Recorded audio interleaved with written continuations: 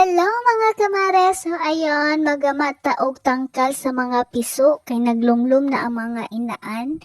So dapat prepared ng ato ang tangkal para sa piso kay para kung ready na ma-separate sila nanay kabutangan then nag-struggle jud mi sa barina ani kay luag kaayo di na virgin.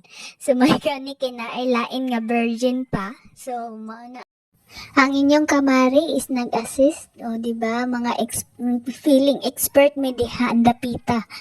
Pero, charan, kung ano ang outcome, kamo na ang mag-judge. So, ayan, ako ang tigdunol, ako ang tigduot. So, hinawakan para kung na-straight ba.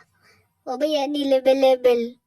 So dapat nga site-siteon gyud magtabang punta og dukduk ana niya daw di ba?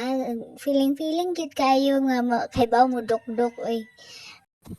May gani kay kahibaw ra mo dukduk wara na dukdukan ang ato ang kamot. Gitakin na gyud nako ang baldi kay apurado kaayo ni ako ang amo nga magdunol og lansang o nagtabang-tabang kunuhay ta og dukduk ana then ato nang gihipos ang ato ang mga gamit kay hapit na mahuman og napurman na siya and mao ni ang outcome. Charan! So kamo na ang mag-judge kung sakto ra ba ang kahiwi niya.